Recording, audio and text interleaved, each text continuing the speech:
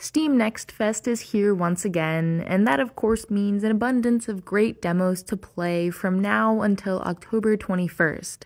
I've tried a couple dozen of them at this point, which barely even scratches the surface, but out of those, a few definitely stood out.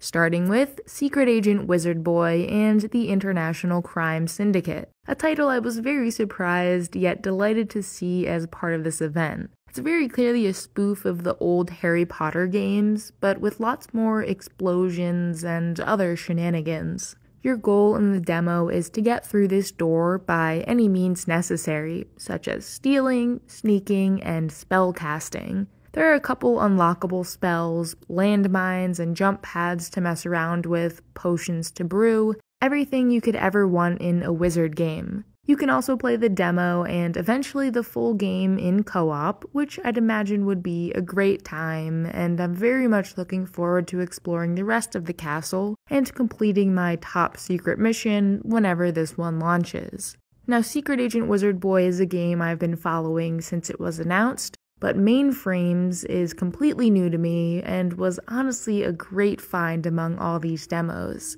It's a cute platformer that takes place inside someone's computer. This one just looks so good, and the pixel backgrounds give the already fun and sometimes tricky platforming this very unique feel, switching up the vibes of the levels as you progress. The demo introduces a bunch of interesting mechanics, like dragging and rearranging windows, and using these icons to launch yourself across the screen. So it'll be interesting to see where things go from here in the full game. I recently got Window Kill as part of a bundle, similar concept, different genre, and I do very much love the whole meta computer thing. We'll be able to play this one pretty soon in Q1 of 2025.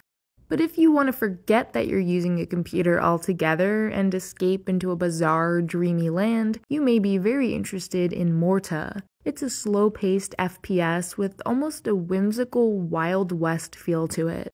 You're investigating the Great Strange, a large zone where supernatural phenomena occur at an abnormal rate. Explore different dimensions, slaying monsters, and saving the people who live there, but in a chill, dreamy kind of way. It's definitely difficult to describe the tone of Mohrta, which is why I guess you just gotta play this one for yourself.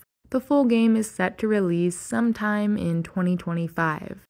So 30 Birds had a very old demo that I covered on the channel 2 years ago at this point. That video had like 200 or 300 views, and honestly the game deserves to be seen by so many more people, so here you go. The bustling Lantern City, which is spread across a bunch of floating lanterns, is a vivid and lively place full of music, weird characters, and a bird goddess who has unfortunately just been kidnapped. Our job as a young detective is to track down the evil scientist behind it all, which means recruiting the help of, I assume, 30 different birds to perform a secret ritual and ultimately restore peace. This is totally a place that I just want to immerse myself in, and I was very sad when the demo ended. Each lantern rotates as you walk over the edge of the screen, which just gives the game that much more personality. And you can expect to play it in Q4 of 2024, which is right now, actually. You may be familiar with this developer's previous game, Lonely Mountains Downhill. Well, this is the skiing version of that. Lonely Mountain Snow Riders takes that game to the next level, from the dirt and into the snow. The maps are a lot more open, going from narrow twisting bike trails to massive mountains full of fresh powder. Controls are a bit more complicated too. Now you can control your jump distance and do some more tricks than you could before, but the camera is definitely the same. From certain angles you won't be able to see too far ahead, so it's best to use some caution from time to time. It's pretty much exactly what I could hope for from a sequel like this, and apparently the game is still coming out in 2024. We'll see about that, I guess. I already know a ton of people are gonna put Windblown on their best of Next Fest lists, but come on, it's super flashy and fun. What's not to love? The game launches into early access very soon on October 24th, and it's a lightning-fast action roguelite from Motion Twin, the creators of Dead Cells. This time, you'll be traversing a series of floating islands as a leaper, someone with the power to absorb the memories of fallen warriors and inherit their skills. Using this gift, it's up to you to stop the deadly vortex threatening to consume your peaceful little village. I really like the design of the hub world especially, and the whole thing feels very polished and snappy. I'm hoping early access goes well, and we'll definitely be following this game into next year. That one too colorful for ya? Here's Pager, a 1-bit horror game set in a 90s office building. You start off with some basic instructions sent over to you on your pager, but the game turns into a weird and freaky experience with maze-like hallways, twisting staircases, and a lot of things that just don't make sense. One thing's for certain though, obey the pager or die. Have a good first day on the job.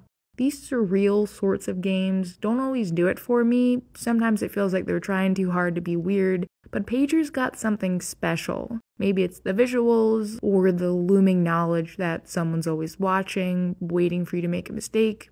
Either way, it was a unique experience, and Pager is set to release in Q4 of 2024. And I gotta end things with a weird one. This is Wheelborn. Once a magical and glorious kingdom of car-like creatures, the Wheelborns, has now become a wasteland full of melancholic ruins and bloodthirsty monsters. In this game, all the animals have wheels instead of legs, which you can collect by defeating them with your sick moves. Wheels can then be sacrificed and used for upgrades, and it all feels like some vague memory of like a 2006 Wii game I rented from Blockbuster one summer. Rough around the edges in all the right ways. I've still got some demos downloaded and ready to play throughout the rest of the week, but for now I'm very happy with this list. Lots of weird games for every type of gamer. Let me know if there are any demos you tried that you think I should too, and keep an eye out for my newsletter on Patreon at the end of the week, which will go over the rest of the games that didn't quite make it into this list.